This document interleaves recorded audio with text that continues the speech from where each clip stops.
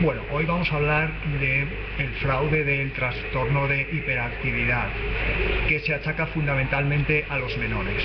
Ya hemos explicado cómo el fraude inmenso de la psiquiatría no se puede comprender si no se conoce el fenómeno llamado por los ingleses gang stalking, mal llamado gang stalking.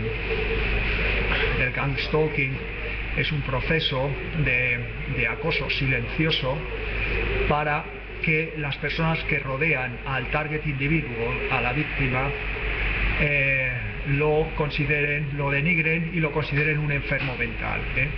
Se trata de que las personas que rodean a la víctima, incluso familiares, amigos, compañeros de trabajo, personas desconocidas en la calle, se comportan de manera desagradable, agresiva o extraña. Resulta que existe, ya hemos explicado en otro vídeo, lo que se llama el proceso del teatro de calle, que se desarrolla dentro del fenómeno gang stalking. Y vamos a ver cómo a través del teatro de calle podemos dar explicación una vez más a todas estas enfermedades psiquiátricas inventadas, fraudulentas, y en concreto ahora a la enfermedad que llaman los psiquiatras, trastorno de hiperactividad. Según la víctima, según el target individuo se va desplazando por la calle en el proceso que se llama teatro de calle, le salen al paso una serie de individuos cada pocos metros, cada pocos segundos, que se comportan de manera extraña, agresiva o incómoda o desagradable. De esta forma la víctima se va encontrando con individuos que salen precipitadamente de sus portales y se chocan contra él, o individuos que maniobran con los coches o con las motos de manera agresiva cerca de él, o individuos que bloquean su paso, incluso no solo una persona individual, sino puede ser varios, incluso una familia completa que se para en medio de la acera y bloquea el paso de la víctima, etcétera, etcétera. Esto ya lo iremos explicando. Hemos explicado ya un poco a poco usted irá comprendiendo en qué consiste el teatro de calle. Una de las constantes que se producen en el teatro de calle es utilizar a niños, a menores de edad, como agentes provocadores. Es decir, según la víctima se desplaza por la calle, continuamente aparecen menores, niños, que según la víctima se acerca a ellos. Estos niños entran en un estado de excitación o de agresividad, se ponen a insultar, se ponen a escupir, a tirar petardos, a bloquear con la bicicleta el paso de la víctima, de forma que cuando la víctima les llama la atención, inmediatamente salta uno de los familiares del niño, el padre, de una manera agresiva, con lo cual se fabrica una trifulca. Esta es la manera que se fabrican artificialmente estas trifulcas. Ya hemos dicho que se basa en el hecho, el gang stalking se basa en el hecho de que el comportamiento y la línea de pensamiento de los seres humanos está artificialmente prefabricada y no fluye de manera aleatoria y libre, tal y como siempre nosotros hemos pensado.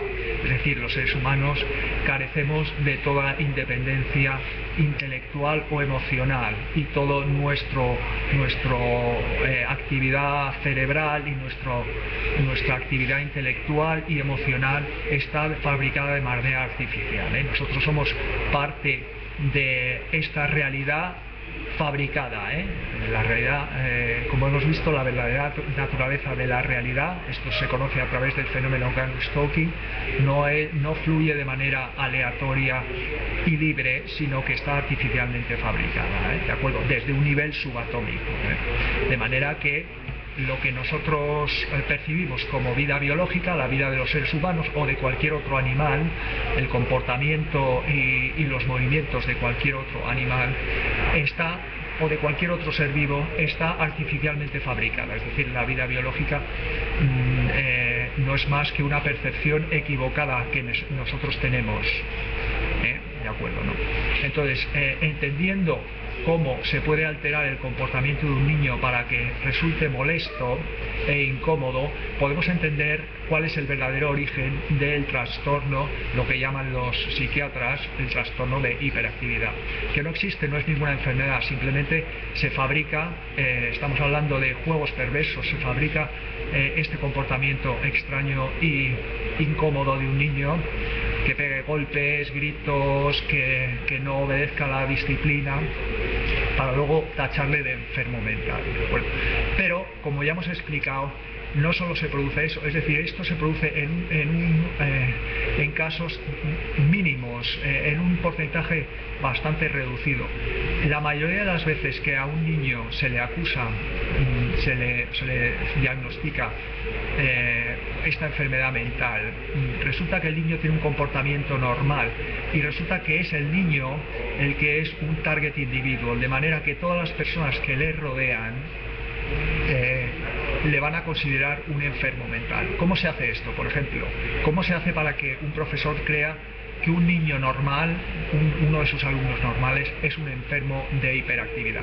Pues muy sencillo, utilizando lo que se llaman las sincronías, las coincidencias de gang stalking. De manera que el niño está en clase atendiendo correctamente, sin embargo, a lo largo de la clase, en algún momento dado, el niño tose o se ata un zapato o bosteza de manera puntual a lo largo de la hora, y justo se hace sincronizar ese bostezo o ese movimiento puntual con la atención y la mirada del profesor, de tal manera que al final de la clase el profesor solo ha mirado al niño en 3 o 4 ocasiones puntuales y siempre le ha visto bostezando, atándose un zapato, rascándose detrás de la cabeza, etcétera, etcétera, o estornudando, etcétera, etcétera, o cerrando los ojos, a lo largo de semanas y meses.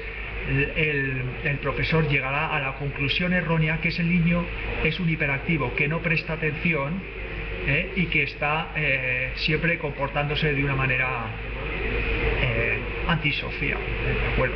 Entonces aquí vemos cómo se manipula siempre a las personas que rodean a la víctima para que inconscientemente caigan en el error de pensar que la víctima es un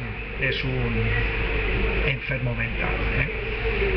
Entonces ya hemos visto que como se coge a una minoría de niños a los que a estos niños sí que se les hace comportarse de manera agresiva, incómoda, gritona, etcétera, etcétera, para que a partir de ahí se fabrique el modelo fraudulento de la enfermedad del trastorno hiperactivo, y de esta forma luego utilizarlo con el 90% restante de niños que están perfectamente, que ni siquiera tienen comportamientos heterodoxos, y para fabricar, imputarles a estos niños, diagnosticarles una enfermedad mental a un niño normal. O sea, vemos como el niño en la mayoría de los casos es un target individual.